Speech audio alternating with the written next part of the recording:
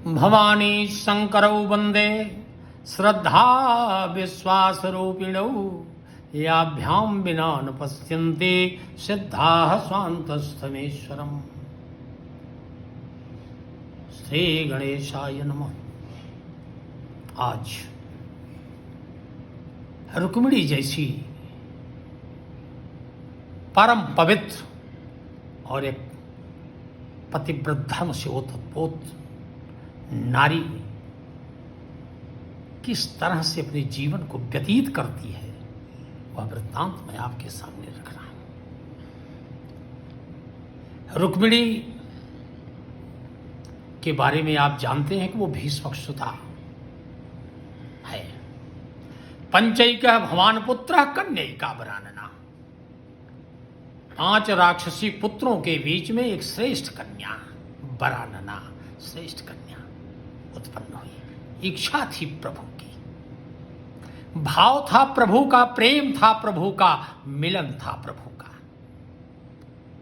और ऐसी नारी उन राक्षसों के बीच में अपने धर्म की रक्षा करने के लिए भगवान कृष्ण से बार बार निवेदन करती है कि नाथ, मुझे अपने पास आप अवश्य बुलाइए, नहीं तो मेरा धर्म नष्ट हो जाएगा। उसके मुख से निकलता और प्रतिदिन क्या कहती है, हे देवकी के लाल, हे अनादि ब्रह्म तू, हे देवकी के लाल, हे अनादि ब्रह्म तू, आये शरण तिहारो प्रभु तार तार तू। इस तरह से वह बार बार प्रभु से अनुनय विनय करती है और अंत में वह त्रिलोकी नाथ उसे मिलता है और पति रूप में मिलता है, जीवन साथी के रूप में मिलता है और निर्वाह जीवन का करता है।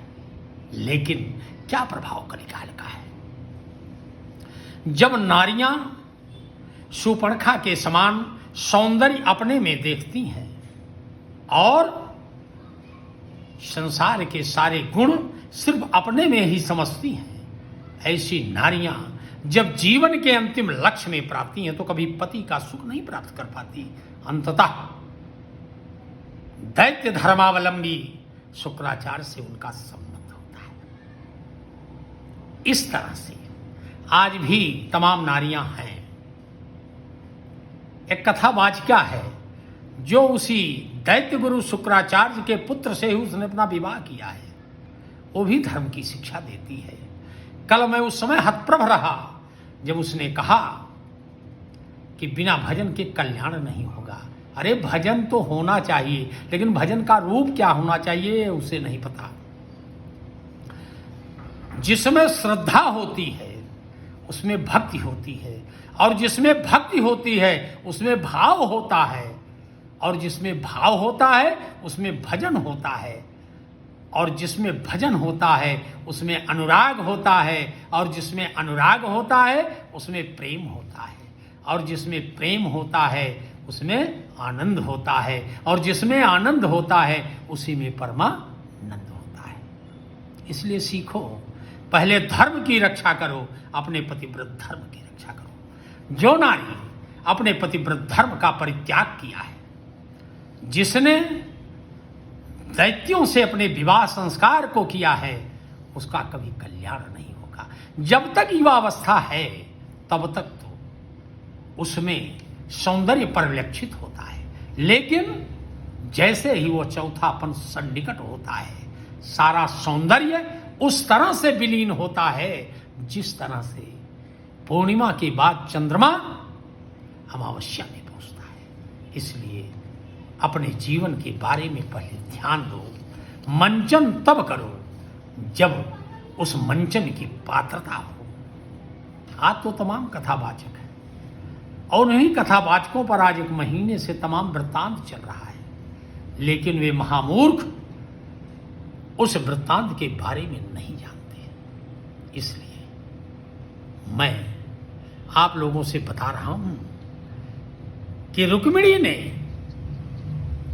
भगवान कृष्ण के पास जब अपने संदेश को एक ब्राह्मण से भेजा था तो ब्राह्मण से यही कहा था कि मेरे प्रभु से कहना कि मैं उनके चरणों की दासी हूं। मेरे प्रभु से कहना कि मैं शिशुपाल जैसे दैत्य, निशाचर और असुर से मैं अपना विवाह नहीं करूंगी, भले ही अपने जीवन को क्यों न समाप्त कर लूं। थी प्रतिज्ञा। और यह प्रतिज्ञा जब एक ब्राह्मण के संदेश के माध्यम से प्रभु के पास पहुंचता है तो प्रभु विकल हो जाता है और वह प्रभु बलराम से कहता है कि बलराम अब चलो, आज मेरे जीवन की वह परीक्षा है जब एक नारी अपने पतिव्रत धर्म को मुझे समर्पित करती है और मैं इस पृथ्वी पर गो ब्राह्मण हिताय च, गौ और ब्राह्मणों की रक्षा करने के लिए और नारी की रक्षा करने के लिए। किस नारी की रक्षा करने के लिए? जो नारी अपने धर्म की रक्षा में तत्पर है, जैसे रुक्मिणी। लेकिन मैं उन नारियों की रक्षा नहीं करता जो शूर्पणखा जैसी हो, जिसके रोम रोम में वासना हो, जिनके कर्म और धर्म में अभिमान हो,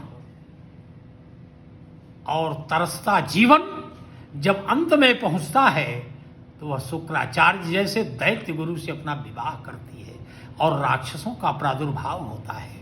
वही राक्षस आज मुसलमान के रूप में इस पृथ्वी पर सर्वत्र विचरण कर रहे हैं। प्रेम से बोलो कृष्ण भगवान की।